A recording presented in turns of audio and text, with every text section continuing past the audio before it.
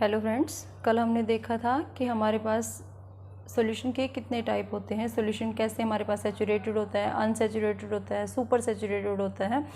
उसके बाद हमने 3 स्टेट्स देखी थी, solid state, liquid state, gaseous state. आज जो हम शुरू करेंगे वो करेंगे method of expressing concentration of solution. यहाँ पे हमारे पास 3 मेथड्स होते हैं। First one is percentage by weight, second one is percentage by volume and third one is weight by volume. इसमें एक्चुअल में इसका मतलब क्या है कि टोटल वेट ऑफ सॉल्यूशन में हमने सोल्यूट का कितना वेट लिया है। वेट बाय वेट का मतलब है कि हमने टोटल वेट ऑफ सॉल्यूशन में सोल्यूट का कितना वेट लिया है। तो अगर हम इसके बारे में बात करें, फर्स्ट मेथड के बारे में, percentage by weight, percentage by weight, इसका फॉर्मूला क्या होगा। यहाँ पे परसेंटेज का मतलब होता है 100, that means weight of solute, weight of solute upon में टोटल वेट ऑफ सॉल्यूशन और इनटू में 100, इसको बोलते हैं हम W/W। Next method is percentage by volume. Percentage by volume का मतलब क्या है कि टोटल वॉल्यूम ऑफ सॉल्यूशन में हमने सोल्यूट का कितना वॉल्यूम लिया है। तो इसको कैसे लिखेंगे हम, वॉल्यूम ऑफ सॉल्यूट अपॉन में वॉल्यूम ऑफ सॉल्यूशन और इनटू में 100, इसको बोलते हैं हम क्या, percentage by volume. And third one is W/V। इसका मतलब हमने टोटल वॉल्यूम ऑफ सॉल्यूशन में सोल्यूट का वेट कितना लिया है। फ्रेंड्स यहाँ पे ध्यान दो, यहाँ हमारे पास वेट बाय वेट था, यहाँ हमारे पास वॉल्यूम बाय वॉल्यूम था। अब यहाँ जो है ये वेट बाय वॉल्यूम है, दैट मीन्स कि हमने टोटल वॉल्यूम ऑफ सॉल्यूशन में सोल्यूट का कितना वेट लिया है, इसको एक्सप्रेस करेंगे यहाँ हम। तो हम लिखेंगे वेट ऑफ सोल्यूट अपॉन में वॉल्यूम ऑफ सॉल्यूशन इनटू में 100। तो ये हमारे पास 3 मेथड होते हैं कंसंट्रेशन ऑफ सॉल्यूशन को एक्सप्रेस करने के लिए। यहाँ एक टर्म आती है that is occlusion. Occlusion actual में होता क्या है, ओक्लूजन, ओक्लूजन यहाँ पे पूछ लिया जाता है कई बार, ओक्लूजन है क्या प्रोसेस। देखो फैक्ट्रीज वगैरह में जो वर्कर होते हैं, वो वर्कर्स काम करते हैं, फैक्ट्रीज में बहुत सारी पॉइजनस गैसेस आती हैं।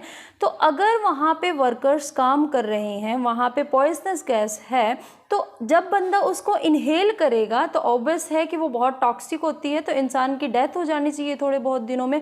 लेकिन ऐसा नहीं होता, क्यों? क्योंकि वो एक चारकोल मास्क का यूज़ करते हैं, और चारकोल मास्क से एक्चुअल में होता क्या है, वो जो चारकोल मास्क की एक सॉलिड सी सरफेस होती है, और यहाँ पे एक सॉलिड सरफेस के ऊपर गैस, जो पॉइजनस गैसेस होती हैं, सॉलिड सरफेस पे आके चिपक जाती हैं। तो हम ओक्लूजन किसको बोलेंगे, if any gas is attached eight solid surface, if any gas is attached eight solid surface.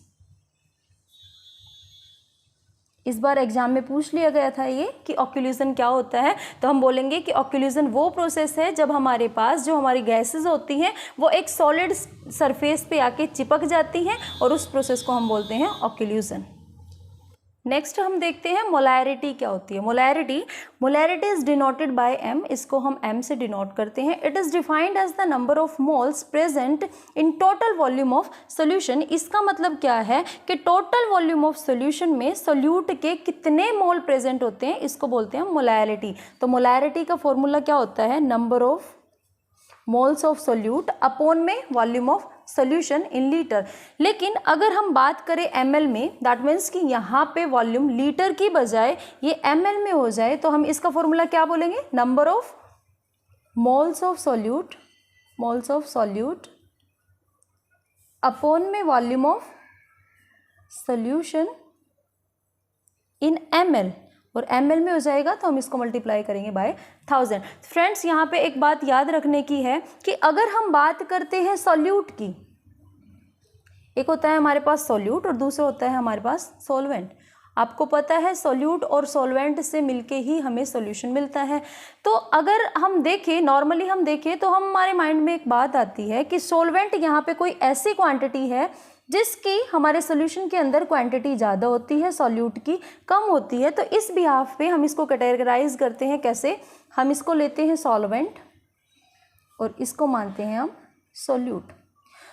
तो अब आने वाले वीडियोस में अगर मैं नोटेशन यूज़ करती हूँ ए, दैट मीन्स वो सॉल्वेंट के लिए यूज़ हुआ है, अगर मैं नोटेशन यूज़ करती हूँ बी, दैट मीन्स वो सोल्यूट के लिए हुआ है। तो यहाँ पे हम देखेंगे 3 टर्म्स आती है। First one is Na। Na का मतलब क्या होता है, number of moles of solvent. देखो N से होता है नंबर ऑफ मोल्स, और क्योंकि हमने यहाँ पे A लिखा है that means number of moles of solvents. Next term आती है हमारे पास WA। WA का मतलब होएगा weight of solvent. A solvent के लिए है, W वेट के लिए है। Next one is MA। MA क्या होएगा यहाँ पे, molar mass of solvent. Molar mass of solvent.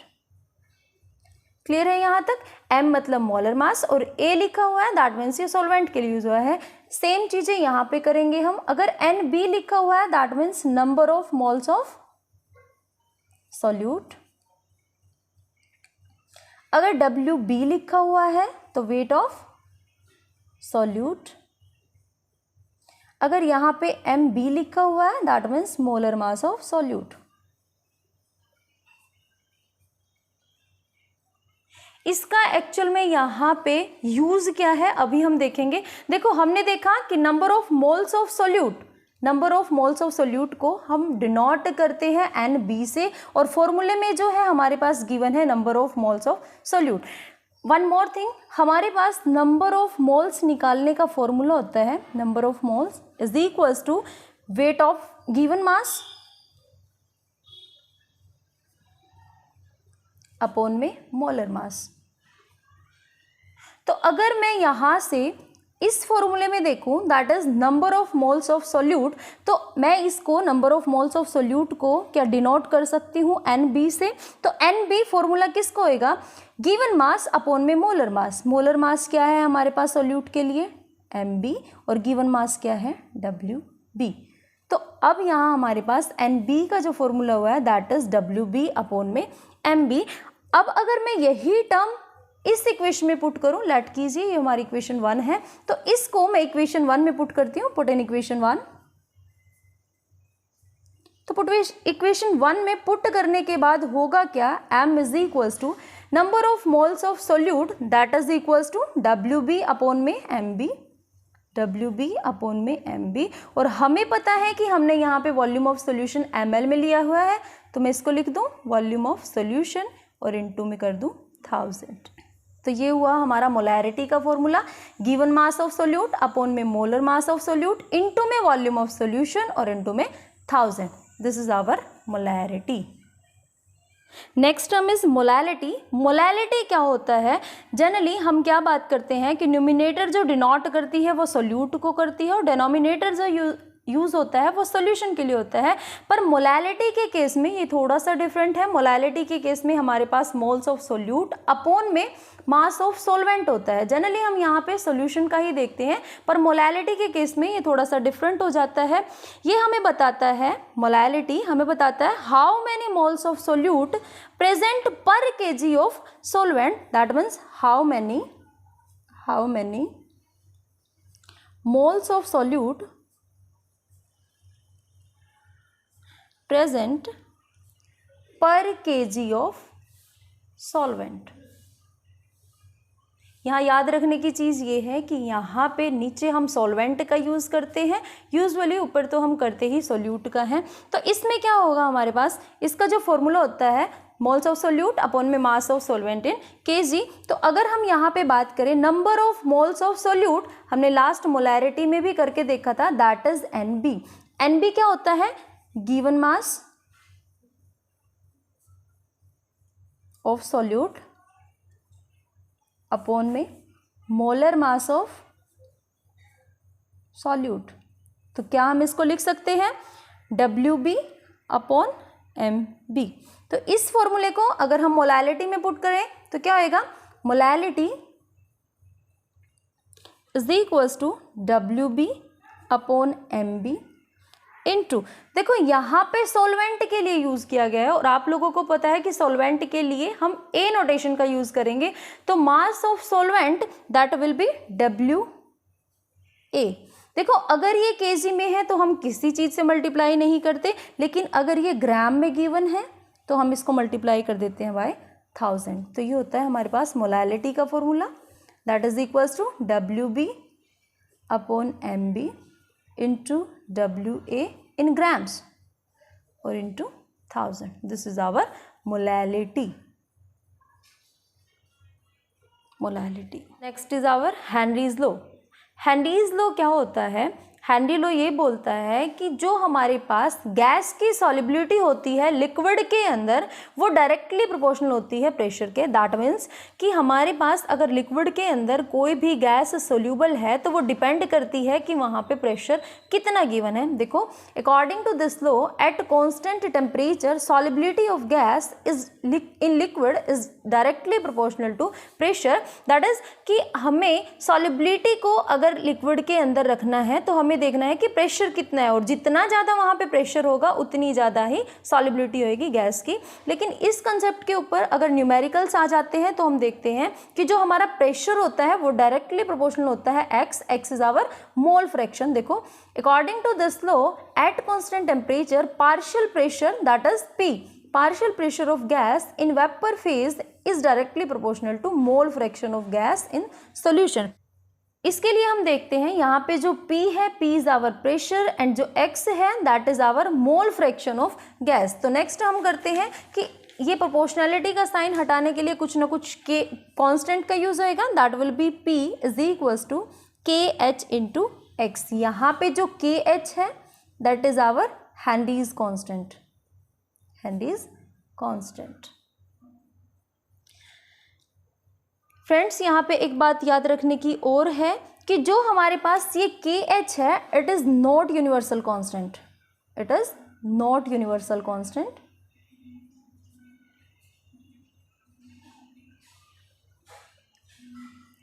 Universal constant का मतलब क्या है? जैसे हमारे पास रिडबर्ग कांस्टेंट होता है, गैस कांस्टेंट, जैसे हमारे पास रिडबर्ग कांस्टेंट होता है ये हमेशा फिक्स होता है ना। तो यहाँ पे इसको हम बोल सकते हैं that is our universal constant. पर जहाँ पे भी वैल्यूज वेरी हो गैसेस के अकॉर्डिंग या हमने कोई चीज़ अगर चेंज की है तो वहाँ पे अगर हमारे कांस्टेंट की वैल्यू भी चेंज हो जाती है तो हम उसको बोलते हैं इट इज़ नॉट यूनिवर्सल। हमेशा ये सच नहीं है कि इसकी वैल्यू सेम रहे, समझ रहे हो बात को? तो यहाँ पे हमारा जो KH है that is not universal constant. तो अब हम करेंगे सिग्निफिकेंस। डिफरेंट गैसेस के लिए KH की जो वैल्यू है वो डिफरेंट रहेगी। नेक्स्ट हम करेंगे सिग्निफिकेंस, सिग्निफिकेंस ऑफ KH। तो अगर सिग्निफिकेंस की हम बात करें that is P is equals to KH into X। हमने देखा था कि जो हमारा KH है that is our Henry's constant और X जो है वो हमारा है मोल फ्रैक्शन ऑफ गैस। तो हम यहाँ से KH की वैल्यू निकालेंगे, KH will be equals to P upon X। This is our significance of KH। हम अभी एग्जाम्पल लेके चलते हैं। लेट अस अज्यूम कि हमारे पास दो कंटेनर हैं हमारे पास। इसके अंदर भी हमारे पास A गैस है, ये हमारे पास है B गैस। A गैस के अंदर हमने यहाँ पे जो प्रेशर अप्लाई किया है वो है हमारे पास 5 एटमॉस्फेयर। यहाँ पे जो हमने प्रेशर अप्लाई किया दैट इज आल्सो 5 एटमॉस्फेयर।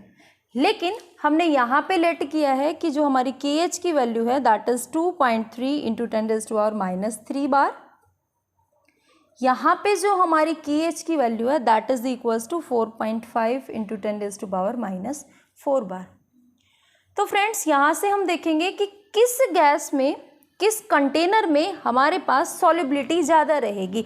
हमने यहाँ पे देखा था कि सॉलिबिलिटी किस केस में ज़्यादा रहती है, जो प्रेशर है वो डायरेक्टली प्रोपोर्शनल होता है मोल फ्रैक्शन ऑफ गैसेस के, सॉलिबिलिटी है वो डायरेक्टली प्रोपोर्शनल होता है प्रेशर के। लेकिन एक चीज़ अगर यहाँ पे हम देखें कि जो प्रेशर है वो यहाँ भी 5 एटमॉस्फेयर है, प्रेशर यहाँ भी 5 एटमॉस्फेयर है। अगर वेरी कर रहा है तो वो वेरी कर रहा है हमारा KH, यहाँ पे है 2.3 इंटू 10⁻³ बार और यहाँ पे है KH is equals to 4.5 into 10⁻⁴ bar. तो हमने पीछे एक चीज़ देखी थी यहाँ पे कि जो हमारा KH है वो इन्वर्सली प्रोपोर्शनल होता है X के। दैट इज अगर हमें सॉलिबिलिटी ज़्यादा करनी है तो KH को कम रखना पड़ेगा, अगर किसी का KH ज़्यादा है तो उसकी सॉलिबिलिटी कम है। तो हम यहाँ पे देखेंगे कि KH जिसका कम होएगा उसकी सॉलिबिलिटी ज़्यादा होएगी। तो यहाँ पे जो हमारी B है, B is equals to 4.5 into 10⁻⁴ bar,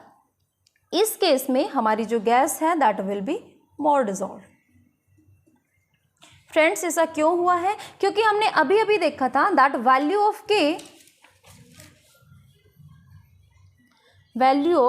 KH is inversely proportional to solubility.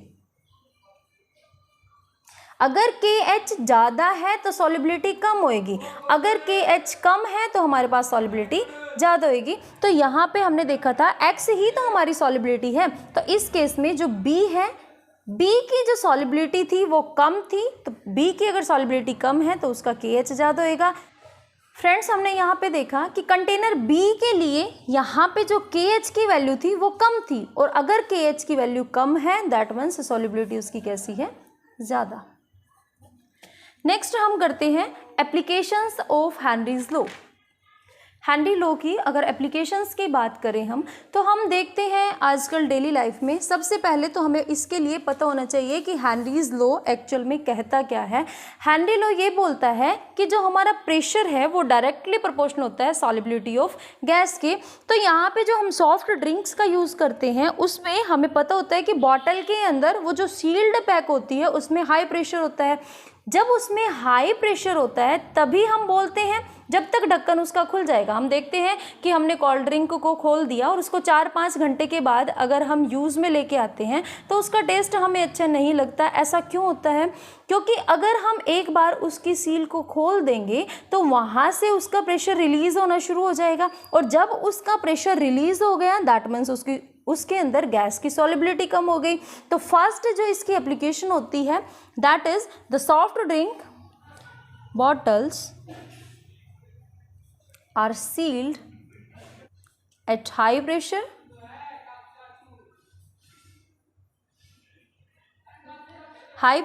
to increase the solubility of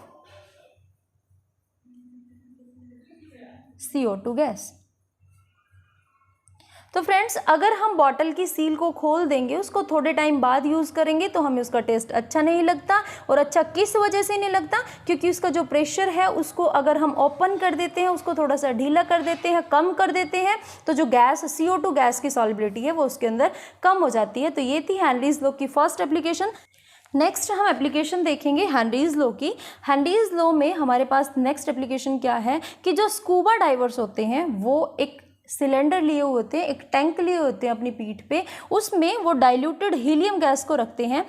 तो हम नेक्स्ट जो इसकी एप्लीकेशन है उसको बोल सकते हैं कि जो स्कूबा डाइवर्स होते हैं ब्लड के अंदर टॉक्सिसिटी को कम करने के लिए एक टैंक को रखते हैं और उसके अंदर बहुत सारी गैसेस का मिक्सचर होता है। तो next application is to avoid high toxicity of N2 gas in blood, the tanks used by scuba divers are diluted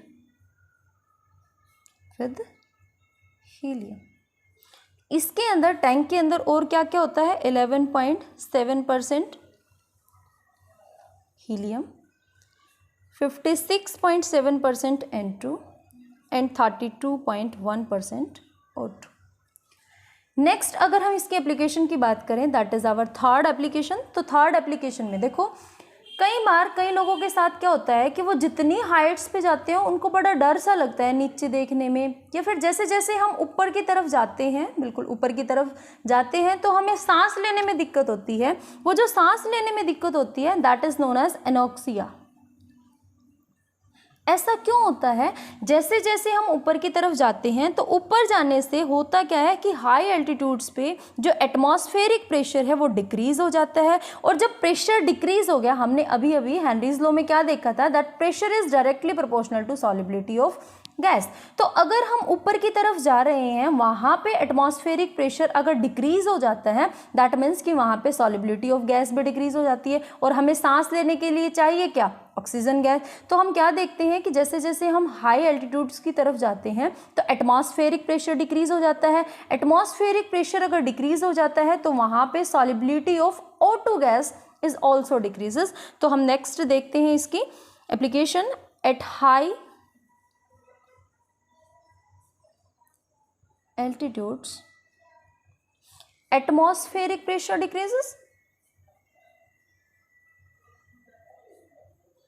decreases, so amount of oxygen in air also decreases, that P is directly proportional to X। तो हम क्या बोलेंगे कि देखो anoxia किसको बोलते हैं, climbers feel difficulty in breathing and enable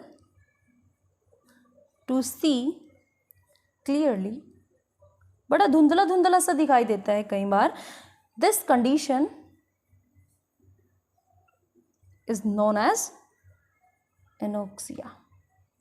तो ये हमारे पास 3 एप्लीकेशन है हेनरीज लॉ की। फर्स्ट वन इज कि हमारे पास कोल्ड ड्रिंक के अंदर CO2 गैस अच्छे से डिसॉल्व हो जाती है, अगर प्रेशर कम है तो सॉलिबिलिटी भी कम हो जाती है। नेक्स्ट वन इज हमने देखा कि स्कूबा डाइवर्स जो होते हैं वो एक टैंक का यूज़ करते हैं ताकि N2 की टॉक्सिसिटी को कम किया जा सके ब्लड के अंदर। And third last one is anoxia. Anoxia क्या होता है कि जो क्लाइंबर्स होते हैं वो जैसे जैसे ऊपर की तरफ जाते हैं तो उनको सांस लेने में थोड़ी सी दिक्कत का सामना करना पड़ता है, और वो दिक्कत का सामना किस वजह से करना पड़ता है, दैट इज आवर एनॉक्सिया।